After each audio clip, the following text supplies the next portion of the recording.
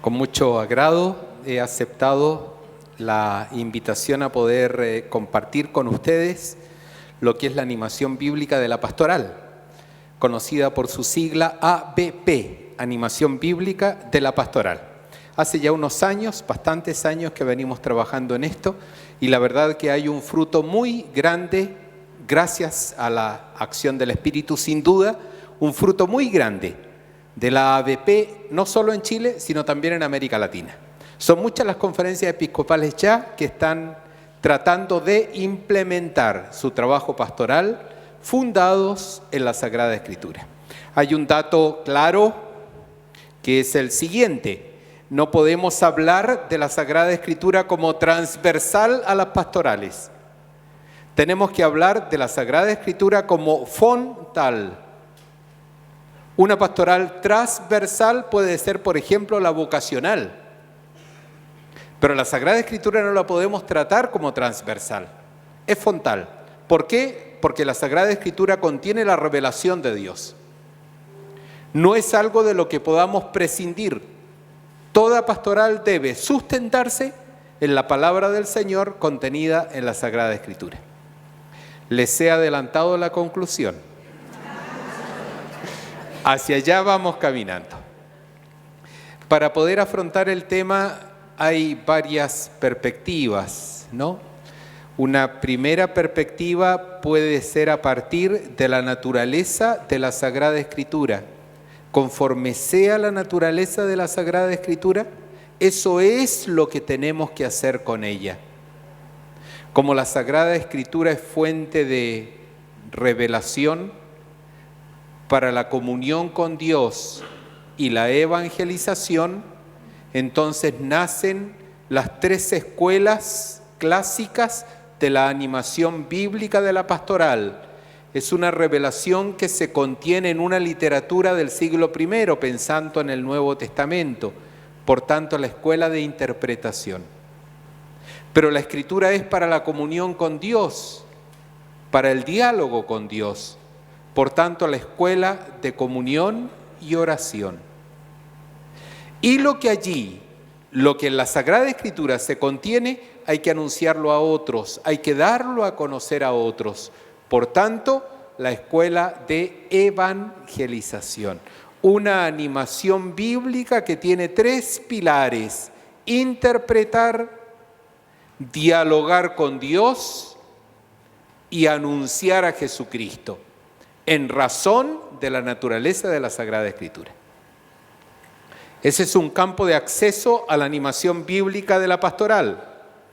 Otro campo de acceso a la animación bíblica de la pastoral lo presenta el Papa Benedicto XVI en un documento precioso, Verbum Domini, y en el número 75, cuando habla de la formación bíblica de los cristianos, él pide que la Sagrada Escritura permita comprender el misterio de Jesús, vivir el misterio de Jesús y anunciarlo. Emplea tres verbos. Número 75 de Verbum Domini: comprender, vivir y anunciar. Si se fijan, estamos de nuevo en las tres escuelas clásicas de la animación bíblica de la pastoral. Comprender el texto es la escuela de interpretación. Vivir el texto es la escuela de la comunión con Jesucristo, que sale al encuentro nuestro en el Nuevo Testamento. Y anunciar la palabra de Dios es la escuela de evangelización. Ahí tenemos tres modos de afrontar la animación bíblica de la pastoral. No, dos modos, porque el tercero lo vamos a ver ahora. No voy a ver ninguno de los dos anteriores. Vamos a tomar un tercer modo, ¿no? Los dos anteriores lo pueden encontrar en un libro que publiqué el año pasado. La tapa está bonita, no sé si el contenido, pero la tapa está súper bonita, ¿eh? El libro se llama La Palabra de Dios en la Vida y Pastoral de la Iglesia.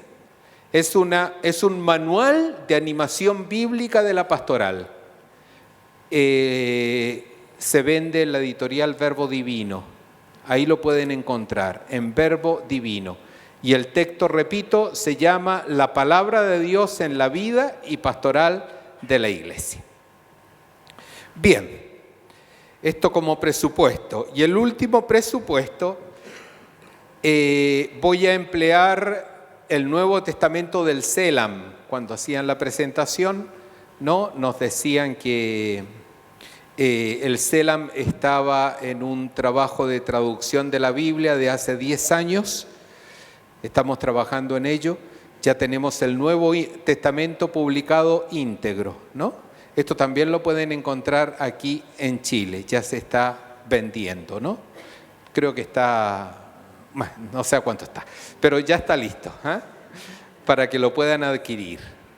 Entonces, los textos los vamos a tomar de aquí. El texto está pensado, el texto bíblico está traducido para que pueda ser entendido por cualquier persona que sepa, tenga algunas nociones de Sagrada Escritura, que tenga amor por la Sagrada Escritura. Sin embargo, las notas y las introducciones están pensadas para agentes de pastoral, están pensadas para nosotros, para ustedes, para que podamos preparar nuestras catequesis, nuestras clases de religión, para que podamos preparar nuestras homilías, porque son notas interpretativas del texto. De modo que uno leyendo la nota pueda saber cuál es el mensaje central del texto. Y a uno le corresponde aterrizar ese mensaje central a los diferentes contextos pastorales en los que se mueve, ¿no? Entonces ya tenemos el Nuevo Testamento del Selam. Este es el texto que voy a emplear para lo que vamos a ver ahora. Bien, iniciamos el tema. Les decía que tenemos una tercera posibilidad de abordar la animación bíblica de la pastoral. ¿Cuál es esa tercera posibilidad? Tiene que ver con las palabras de Jesús. Es una analogía, es una comparación entre las palabras de Jesús y cómo nosotros tenemos que aceptar, vivir, asumir, escuchar esas palabras de Jesús. Por tanto, se trata, en primer lugar, de un estudio de lo que las palabras de Jesús producían en el siglo I. Y vamos a echar mano a la historia y vamos a echar mano a los contextos culturales del siglo I para poder entender lo que las palabras de Jesús producían en el siglo I. Primer momento. Segundo momento, ¿qué es la animación bíblica de la pastoral? Todo aquello que nos permita rescatar lo que las palabras de Jesús producían en el siglo I. Se trata entonces de una comparación entre el siglo I y el siglo XXI, entre los oyentes del siglo I y nosotros, oyentes del siglo XXI. De modo que aquello que las palabras de Jesús producían en su tiempo, sigan produciéndolo hoy. Si su palabra daba paz, la animación bíblica de la pastoral es tratar de rescatar aquellas palabras para que hoy produzcan el mismo efecto y nos den paz. Si son palabras que disciernen, la animación bíblica de la pastoral es hacer todo aquello necesario para que aquella fuerza de discernimiento de la palabra de Jesús en el siglo I siga hoy produciendo lo mismo. Esa es la animación bíblica de la pastoral. Entonces tenemos dos grandes capítulos que abordar. Primero, ¿qué pasaba con las palabras de Jesús en el siglo I? Y segundo, ¿qué hacer para que esas palabras de Jesús en el siglo I produzcan los mismos efectos en nosotros en el siglo XXI? Tanto ayer, hombres y mujeres de antes, como los hombres y mujeres de hoy, somos discípulos de la misma palabra de Dios. Por lo tanto, que produzca los mismos efectos. ¿Estamos bien? ¿Seguro? Bien, continuamos. Cuando hablamos de las palabras de Jesús en el siglo I, no podemos solo hablar de las palabras de Jesús. También tenemos que hablar de sus acciones. San Lucas, en el prólogo de los Hechos de los Apóstoles, estoy hablando del capítulo 1, versículo 1, prólogo de los Hechos de los Apóstoles, habla de su evangelio y dice: acuérdate, querido Teófilo, que ya te escribí un texto en donde puedes encontrar todo lo que Jesús hizo y dijo. Noten cómo dos verbos sirven para poder sintetizar la obra de una persona. Lo que Jesús dijo, palabras, y lo que Jesús hizo, acciones. La gente en el siglo I se manifiesta por sus palabras y por sus acciones. Uno puede deducir de quién se trata, qué cosa es la persona, si pongo atención a lo que dice y si pongo atención a lo que hace. Así puedo alcanzar la identidad o personalidad de esa persona. Sin embargo, las acciones y palabras no tienen razón de ser en sí mismos. Ellas están al servicio de lo que es fundamental en el siglo I, las relaciones. La persona en el siglo I se define por sus relaciones fundamentales. Aquellas relaciones fundamentales del ser humano con la familia, con Dios y con la sociedad definen la individualidad. Puede que esto nos resulte difícil entenderlo, porque nosotros definimos la individualidad o la personalidad en razón de nosotros mismos.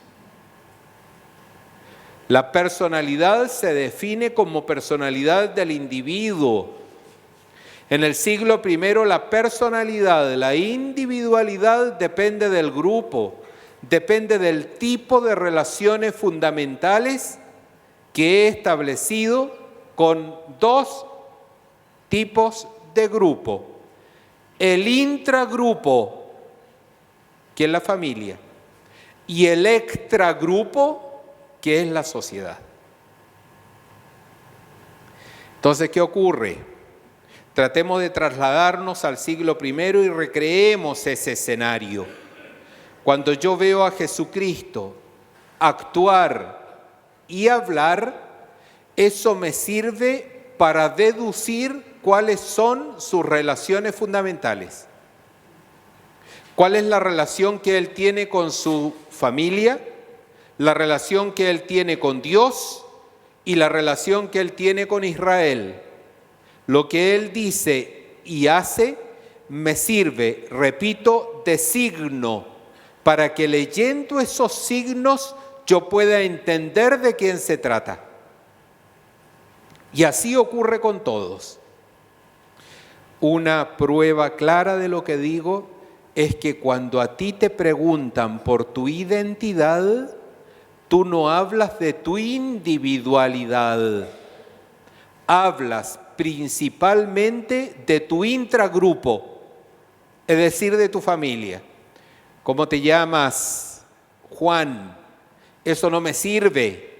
Si tú solo me dices que te llamas Juan, no me sirve a mí para conocerte. ¿Cómo te llamas? Juan, el hijo de Pedro. Ahora sí que te entiendo. Porque Pedro es el jefe de una familia, tú perteneces a esa familia y las características de esa familia son tus características. Notas individuales se reciben de la familia, se reciben del intra grupo. Esto es bien importante para lo que va a seguir después, ¿no? Entonces, cuando hablamos de palabras y de acciones de Jesús, estamos hablando de algunos signos manifiestos que nos permiten reconocer la identidad de la persona comprendida como relaciones fundamentales.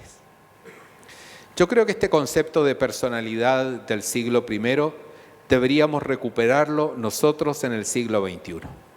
Nosotros somos un cúmulo de relaciones y nos definimos precisamente por nuestras relaciones. Nuestras relaciones no son ajenas a lo que somos, no son ajenas a aquello que podemos ser. Las relaciones a nosotros constituyen lo que somos. Y quizás sería bueno recuperar el concepto de personalidad o de individualidad desde esta perspectiva. Técnicamente esto se llama personalidad diádica. Personalidad diádica. En el Antiguo Testamento se llamaba personalidad corporativa. Dos conceptos para referirse más o menos a lo mismo. Personalidad corporativa y personalidad diádica. Definido esto, entremos al primer momento de la vida de Jesús y veamos qué función allí cumplían sus palabras. El primer momento de la vida de Jesús está ligado íntimamente al profeta Juan Bautista. Juan Bautista ocupa un espacio geográfico en la Transjordania, donde él bautiza y vive. No es la tierra prometida. La Transjordania, la región de Perea. La región de Perea está gobernada por Herodes Antipas, al otro lado del Jordán.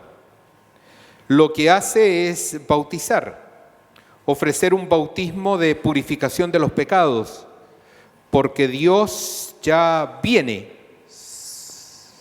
ya se acerca a su pueblo y va a producir un evento de liberación y se necesita estar purificado. Y lo que anuncia es que detrás de mí viene uno que es más poderoso que yo.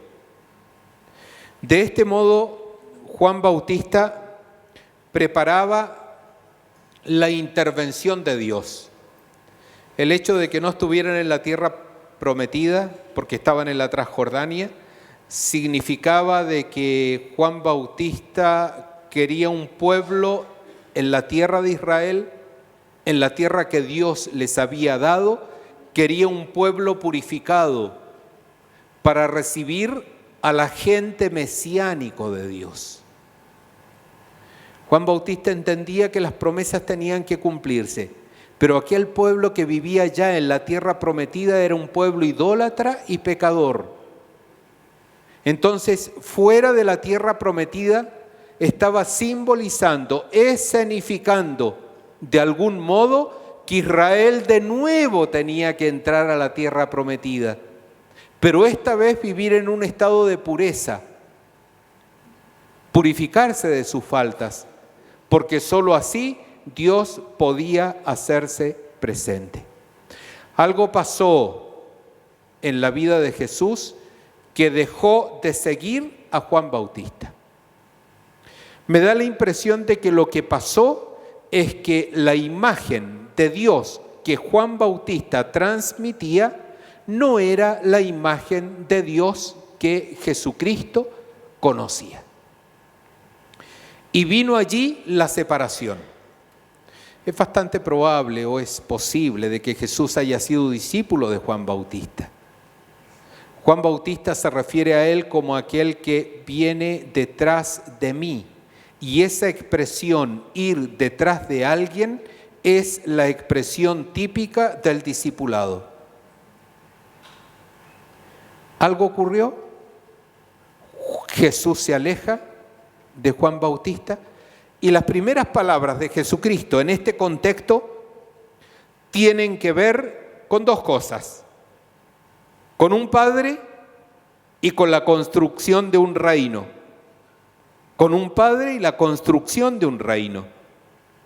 Jesús le dice a Juan Bautista que es necesario que cumplamos toda justicia.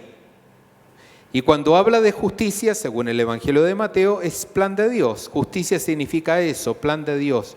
Que cumplamos toda justicia significa que hagamos lo justo ante Dios, que hagamos lo que Dios quiere, que construyamos su plan, tanto Él, precursor, como yo, dice Jesús, su Mesías, tenemos que conducirnos conforme al plan de Dios. Estas son las primeras palabras iniciales de Jesús. Lo primero que los sinópticos testimonian acerca de Jesús son estas palabras. Es decir, un deseo grandísimo de no regirse por lo de Él, sino regirse por lo de Dios. Estamos aquí para cumplir lo de Dios. Cuando uno se va al final de la vida de Jesucristo y se pregunta por cuáles fueron sus últimas palabras, tienen que ver con lo mismo. Sus últimas palabras, según los sinópticos, es que todo se ha cumplido, todo se ha realizado. Mateo 26, 42. Es decir, la columna vertebral de la vida de Jesús tiene que ver con la conciencia de que Dios es su Padre y que Él, como hijo, hace lo de su Padre.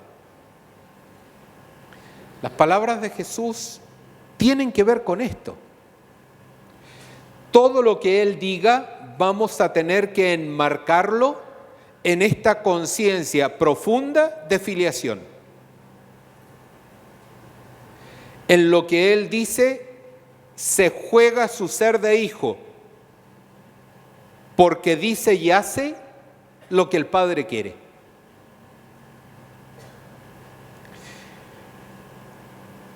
Continuamos el segundo momento de las palabras de Jesucristo y nos encontramos con su ministerio público.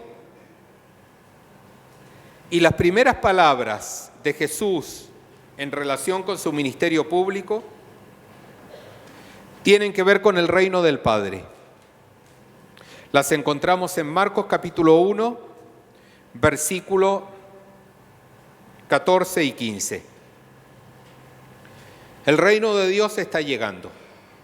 Conviértanse y crean en el Evangelio. El reino de Dios está llegando. Conviértanse y crean en el Evangelio. El tema del reino para Jesucristo es lo central. Más aún, es lo vital. El ministerio de Jesucristo se juega en razón del reino del Padre. No hay otra idea teológica, pastoral, bíblica, que explique la vida de Jesucristo, sino esta, el reino de Dios. De allí lo interesante de poder entender con claridad de qué habla Jesús cuando habla del reino de Dios. Si nos fijamos en la persona de Jesús, nos damos cuenta de que se trata de un hijo, hablando del reino de Dios. Si es un hijo, el rey que quiere reinar es un padre. Dios, Jesús de Nazaret, el Hijo, está hablando del reino del Padre. Quizás por esto se explica que históricamente Jesús nunca emplea un vocabulario real. Cuando se habla del reino, Jesús no habla del soberano que quiere destruir a sus enemigos, de un rey todopoderoso que tiene un trono, que tiene un ejército. Cuando en el Antiguo Testamento se habla del ejército, no se refiere al ejército terreno, se refiere al ejército de los astros, ¿no? A eso se refiere. Entonces, llama la atención cuando uno se mete a estudiar el tema del reino, de que Jesús no emplee el vocabulario real tan rico en el siglo I, y que sí empleaban los sumos sacerdotes, que sí empleaban los fariseos contemporáneos a Jesucristo. Parece que Jesús tiene en su cabeza un concepto de reino diferente al que en la tradición de Israel se viene transmitiendo hace un tiempo y que tiene que ver, en lo de Jesús, con una paternidad. Con una paternidad. El reino de Dios se aproxima, pero Dios es Padre. Lo que se aproxima es un Padre. Quien quiere reinar es un Padre. El reino de Dios es el reino o el reinado del Padre de Jesucristo. Y en cuanto Padre, sus notas distintivas tienen que ver con la vida y la misericordia. Por tanto, quien quiere reinar es un Padre que hace que su vida y su misericordia domine la historia y los corazones de los hombres y las mujeres. Pero esto explica algo muy original de Jesucristo. Si Dios quería reinar como Padre, ¿a quién tiene que mandar? No a un profeta, aunque sea de la categoría de Jeremías o de Isaías. No a un rey, aunque sea de la categoría de David o de Salomón.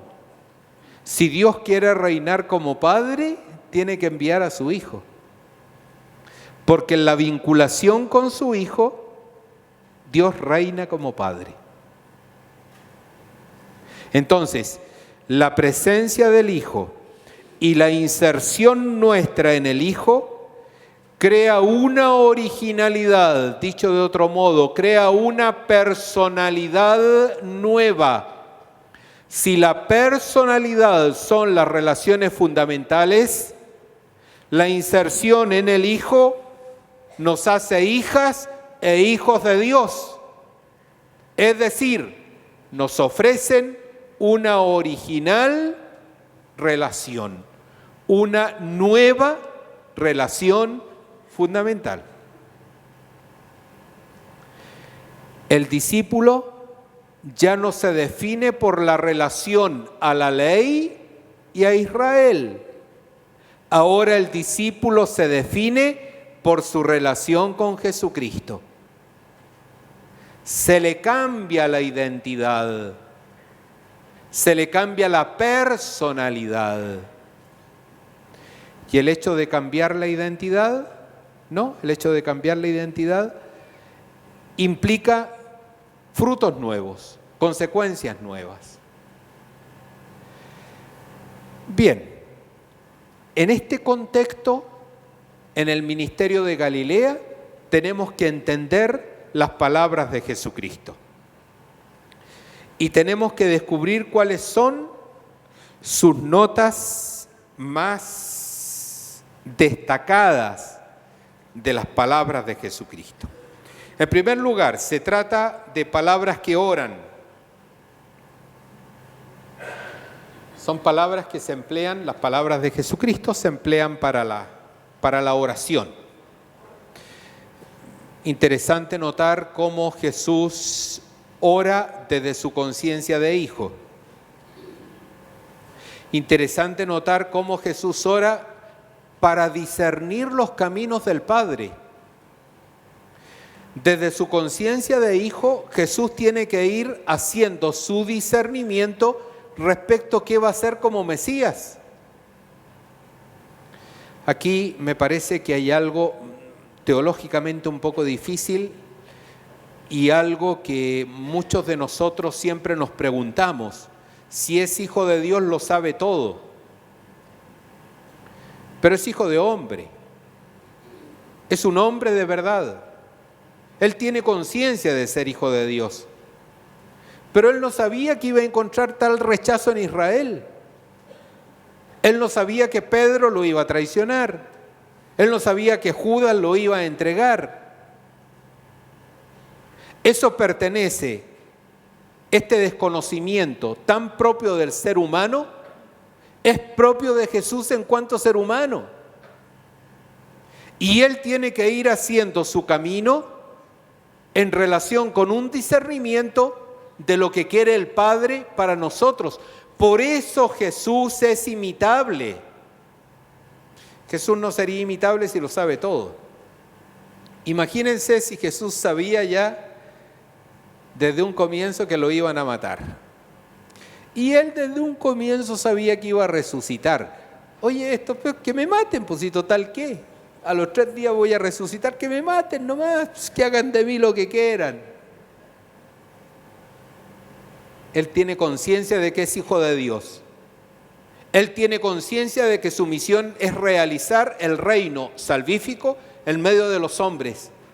Pero la coyuntura diaria, las respuestas diarias de la gente, Él las va conociendo en el momento. Y Él va abriéndose camino, como todos nosotros lo hacemos cuando queremos cumplir la voluntad del Padre. Y si una cosa no resulta, buscará otra. Y eso ocurre en Galilea. La primera y fuerte crisis que Jesús vive es la crisis de Galilea. Como Mesías viene a anunciar que el Padre cumple sus promesas. ¿Y quién le hace caso? Recién este grupo precioso que nos representó un milagro de Jesucristo, la multiplicación de los panes, ¿no?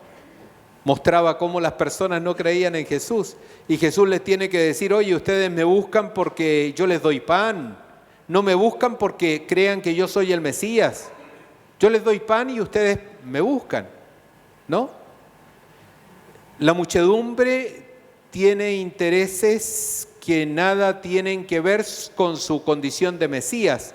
Los de su país, los de su pueblo, sus paisanos no creen en Él. ¿No es acaso este el hijo de José? Los adversarios de Jesús, fariseos, rabinos, que pertenecen a la dirigencia de Israel, tampoco creen en Él. ¿Qué hace Jesucristo? Eso Jesús no lo sabía.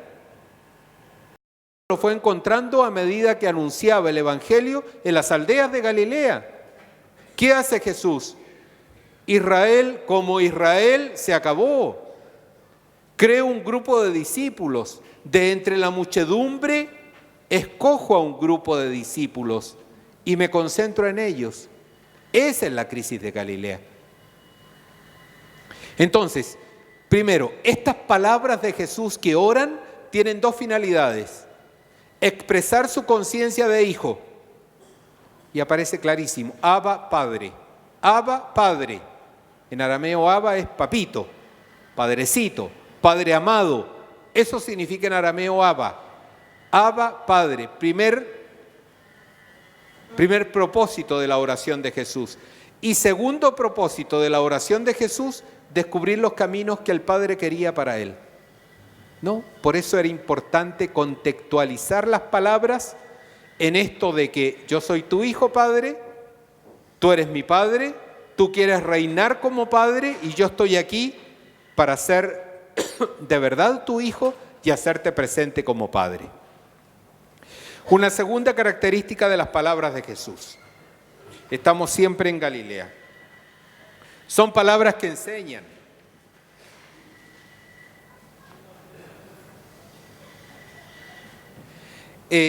Principalmente a través de parábolas. Las parábolas contienen el misterio del reino. Yo creo que Jesús aquí como maestro llamó muchísimo la atención, ¿no?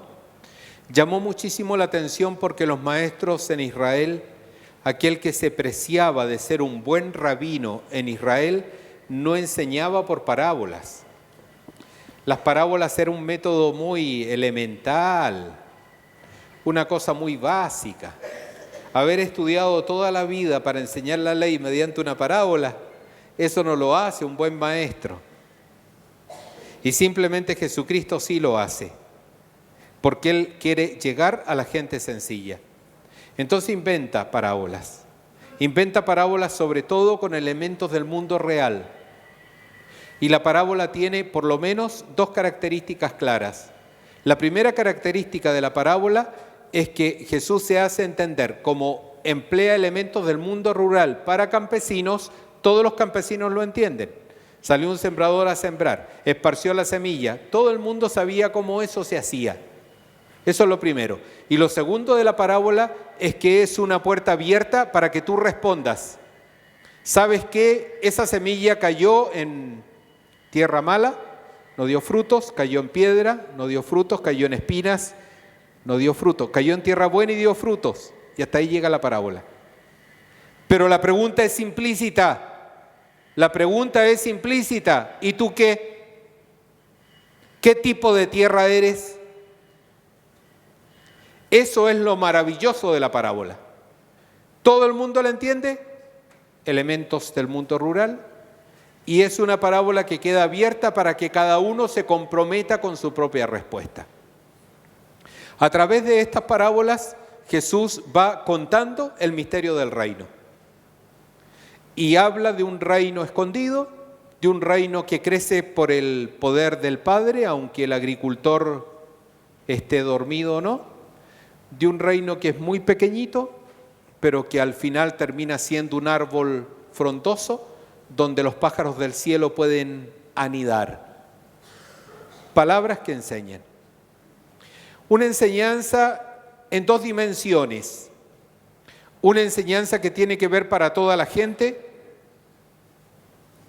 pero como la gente ya no le hace caso, como la muchedumbre ya no le importa mucho esto del Mesías, ellos podrán mirar, pero no van a ver. Podrán oír, pero no van a escuchar. No vaya a hacer cosas que se conviertan. Marcos capítulo 4. Da la impresión de que Jesús busca la condenación de estas personas. Lo que Jesús está buscando no es la condenación. Lo que Jesús está buscando es la conversión. Porque solo si son capaces de pasar de muchedumbre a discípulo, podrán en una casa particular, en la pedagogía de Jesús, en una casa particular, conversar con Jesús, preguntar. Cuando llegaron a la casa, los discípulos le preguntaron: ¿y cómo es esto que nosotros no pudimos expulsar a este demonio? Cuando llegaron a la casa, los discípulos le preguntaron: ¿y cómo es esto de que si una mujer está casada con 7 maridos, cómo luego resulta al final de los tiempos? Todo lo que es instrucción discipular ya no se realiza de cara a la muchedumbre, sino solo de cara al discipulado, sino solo en una casa particular y con los discípulos. Es que la sinagoga ya no es la sinagoga del nuevo pueblo de Dios. La sinagoga del nuevo pueblo de Dios es la casa donde Jesús está. Y esta estrategia está clarísimo en Marcos. Clarísimo en Marcos. Allí aparece. Jesús solo va a la sinagoga, pero cuando se trata de instruir a los suyos, lo hace en una casa privada, en una casa donde Él se encuentra con sus discípulos. Estas son las palabras de Jesús que enseñan sobre todo a través de parábolas el misterio del reino. Tenemos palabras de Jesús que oran, palabras de Jesús que enseñan. Entramos ahora a las palabras de Jesús que sanan y salvan. Palabras de Jesús que sanan y salvan. Quizás sea esto lo que más impresiona a la gente del siglo I.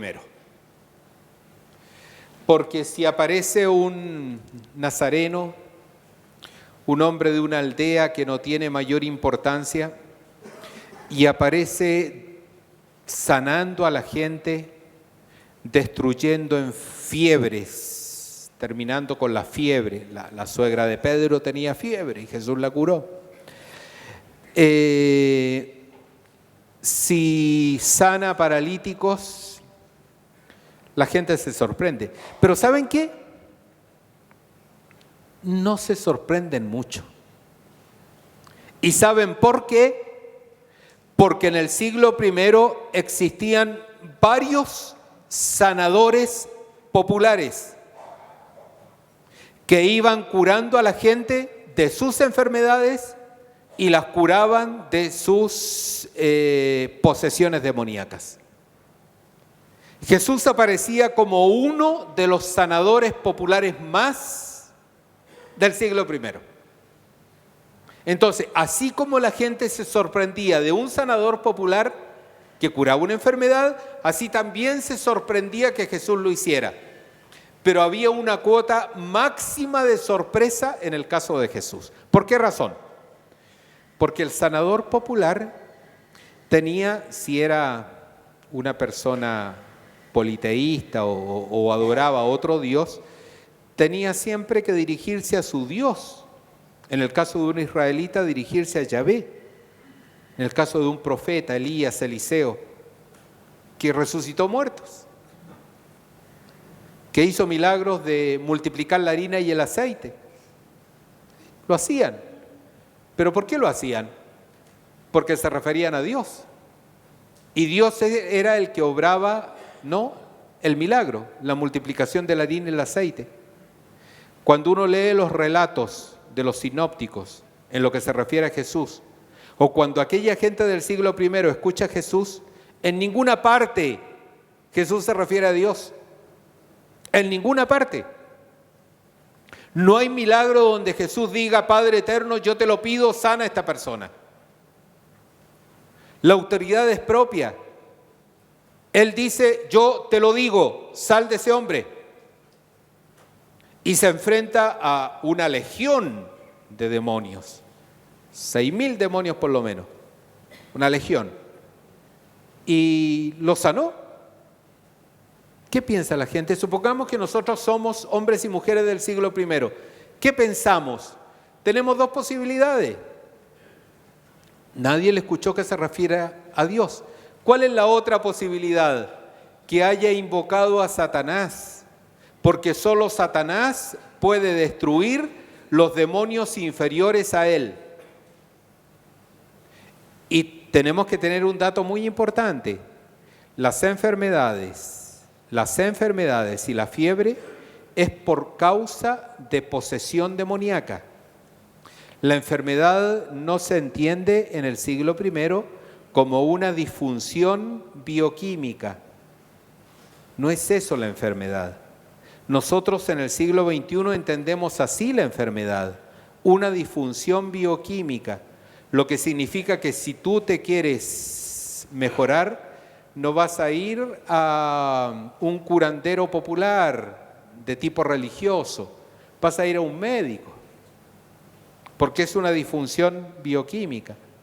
Pero en el siglo I esa mentalidad no existe. La enfermedad es por culpa de que tienes un demonio o que cometiste un pecado. Cuando Jesús se encuentra con sus discípulos, con un ciego de nacimiento, la primera pregunta que los discípulos le hacen es: ¿quién pecó, él o sus padres? Porque la enfermedad es un síntoma que refleja una realidad. El síntoma es ese, la enfermedad. Apenas yo veo a un enfermo, tiene un espíritu impuro o tiene un pecado muy grave. ¿Qué se hace con el enfermo? Se los aparta. Porque si yo me meto con un enfermo, estoy siendo impuro, porque estoy metiéndome con un espíritu impuro que domina a este hombre o con un pecado que este hombre ha cometido. Cuando Jesús dice: o mejor dicho, vamos por el otro lado. Cuando Jesús cura una enfermedad, ¿qué pensamos nosotros? ¿Perdonó un pecado o destruyó un espíritu impuro? Porque esas son las causas de la enfermedad. Pero este es el hijo de José. Y el hijo de José es un carpintero. ¿Este va a poder hacer eso? Nada. Este es el hijo de María. Viene de una aldea absolutamente desconocida. ¿Quién se ha creído este? La pregunta, el rumor que permanentemente corría en aquella sociedad, principalmente oral, era ese. ¿quién se cree este? Y aquellas cosas que los parientes de Jesús dicen, ¿no? Es que sus hermanos viven con nosotros. Esa es una afirmación irónica, ¿Por qué? Oye, yo estoy jugando con los hermanos de él, ¿no? Salíamos juntos, qué sé yo, nos tomábamos una cerveza en el bar de Nazaret, ¿no? No sé, nos tomábamos un rico casillero del diablo ahí en la taberna de Nazaret, ¿no? ¿Y de dónde Jesús puede salir como salió? Por eso es irónico, ¿no? Entonces las palabras de Jesús manifiestan una autoridad tremenda. Decía antes que para nosotros, hombres y mujeres del siglo I, solo hay dos posibilidades. Una, que sea el mismo espíritu impuro, Satanás, que esté metido en Jesús. Que él sea un endemoniado. Y como el demonio de él es mucho más poderoso que otros, por eso él destruye los otros demonios. Y no estoy inventando. Eso es lo que dicen los fariseos y los dirigentes de Israel en el capítulo 3 de Marcos. Tú estás endemoniado. Lo otro, lo que dice la familia, es un loco. Es un loco, está fuera de sí. Tiene tal poder dentro de sí que puede destruir a ciertos demonios. Es un loco, hay que llevárselo. ¿Y qué dice el discípulo? El discípulo queda absolutamente asombrado. No puede decir que es un endemoniado, no puede decir que es un loco. Gracias a la resurrección de Jesucristo va a comprender que lo que hacía Jesucristo es porque era el Hijo de Dios. Porque su palabra tiene una autoridad por sí mismo, por su condición o su relación fundamental de Hijo de Dios. Estas son las palabras que salvan y sanan. Pasamos a otras palabras, las palabras que perdonan. Lo mismo ocurre con Jesús. Lo mismo ocurre con Jesús respecto de las palabras que sanan, ¿no? Es el mismo argumento. ¿Cómo puede éste perdonar los pecados? Le bajan por el techo un paralítico, se lo ponen al medio, todo el mundo espera que lo sane y él dice, oye, tus pecados están perdonados. ¿Qué se ha creído este? ¿Qué se ha creído este? Si el que perdona pecado es Dios. Y lo ven ahí sencillo, vestido como a la usanza de entonces. Ni siquiera es maestro en Israel porque nadie sabe con quién estudió. ¿Quién se ha creído este? Y la gente comienza a separarse de Jesucristo. Y los discípulos cada vez más lo siguen con miedo, con temor, porque ellos tampoco se explican quién es Cristo Jesús. Pero sus palabras tienen tal autoridad que perdonan los pecados. ¿Cómo hacer una animación bíblica en que rescatemos esta autoridad de las palabras de Jesucristo? ¿Cómo hacer una animación bíblica de la pastoral que nos permita que la relación con las palabras de Jesús sanen nuestra historia, salven nuestra vida, perdonen nuestros pecados? ¿Cómo hacerlo? Hacia allá avanzamos. Las siguientes características de las palabras de Jesús es que son palabras en contexto de intimidad.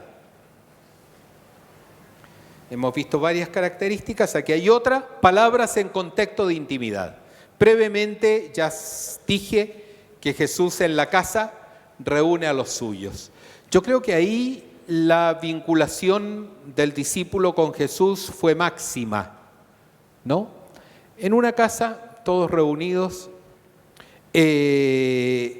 donde las preguntas van y vienen, donde los discípulos poco a poco comienzan a tener un poco más de confianza con Jesús y comienzan a preguntar, ¿por qué hiciste eso? ¿Por qué le dijiste esto otro?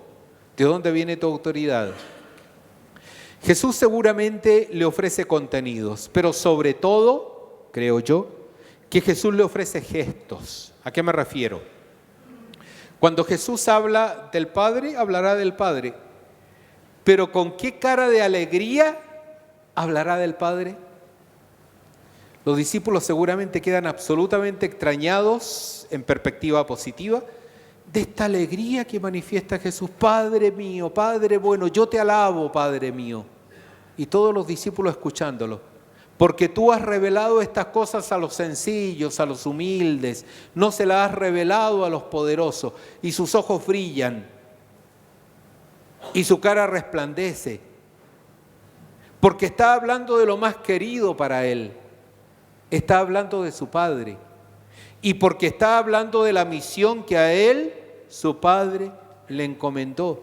El cuerpo de Jesús es evangelizador. No solo evangelizan palabras y acciones.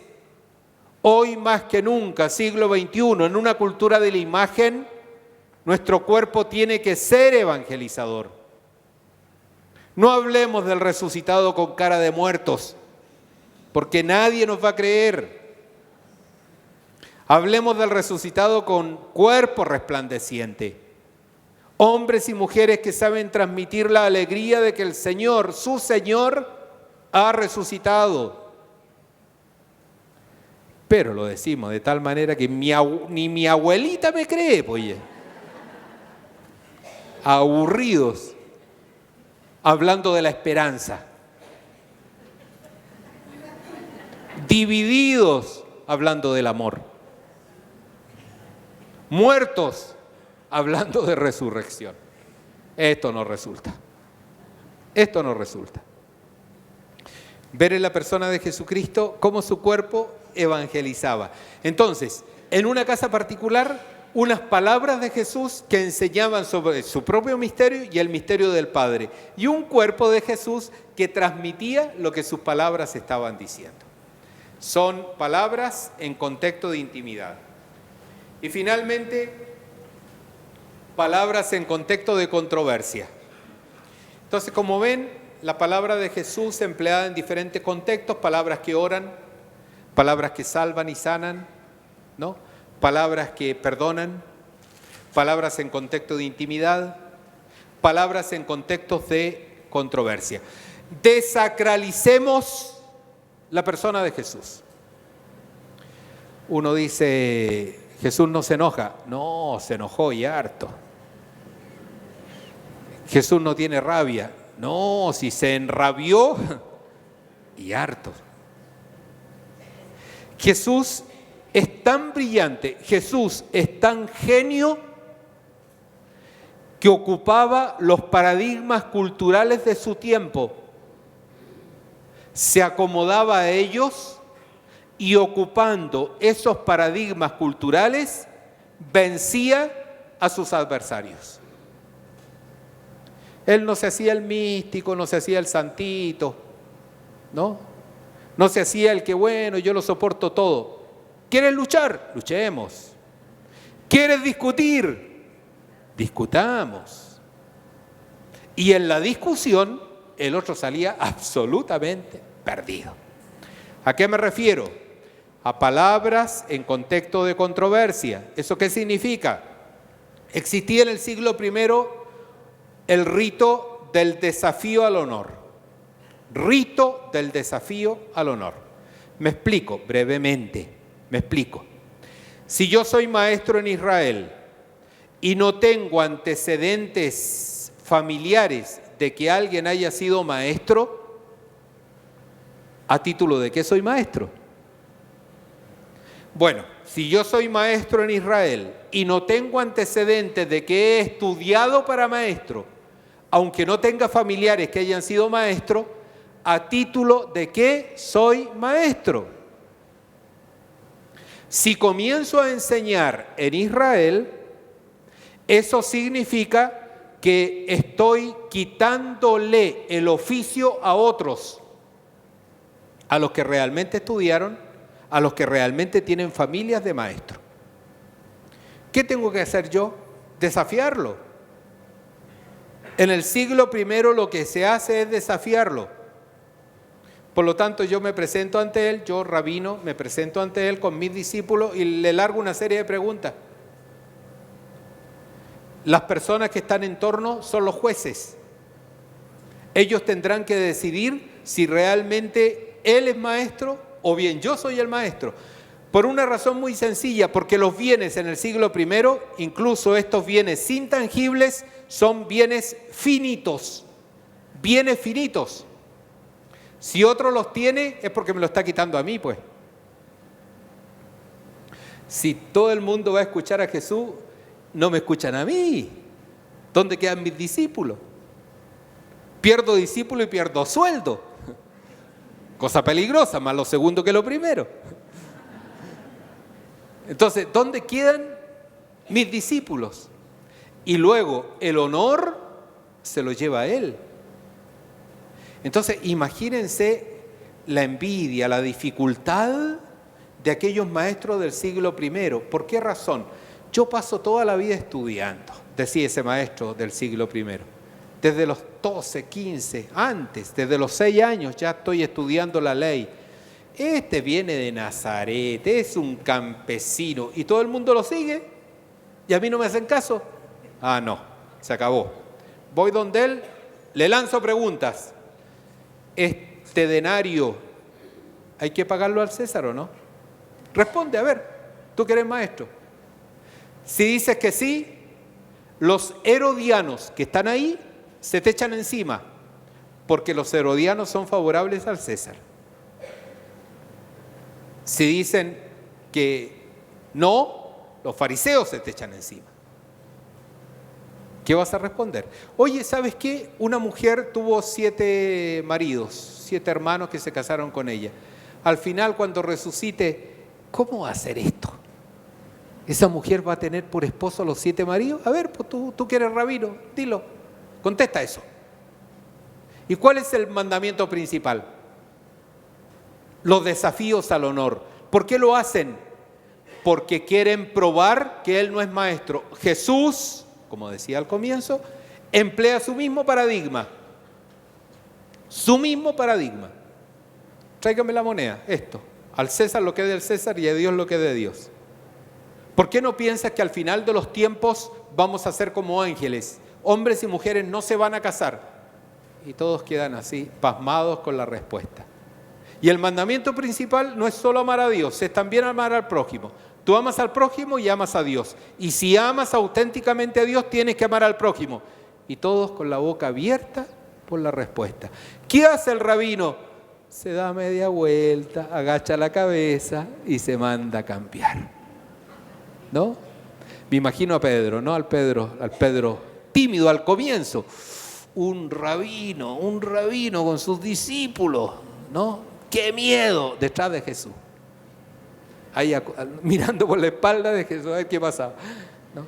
Apenas Jesús daba sus respuestas llenas de sabiduría y el otro se iba, Pedro aparecía adelante. Aquí estamos nosotros, yo soy de Jesús, ¿no? Y yo creo que en más de alguna oportunidad, ¿no? Oye, ¿alguna otra preguntita? Esto sucedía esto de Pedro no sucedía tal cual, pero sí este desafío al honor sucedía tal cual. Son palabras en contexto de controversia. No tenemos que tener miedo de defender nuestra fe y de defenderla con los mismos paradigmas que nos proponen. Nos dan argumentos, no nos pongamos en mal sentido de la palabra, místicos, espirituales. No, nosotros no somos de aquí, nadie que no somos de aquí. Nos dan argumentos y ofrecemos argumentos. Listo. Terminamos aquí. Ya.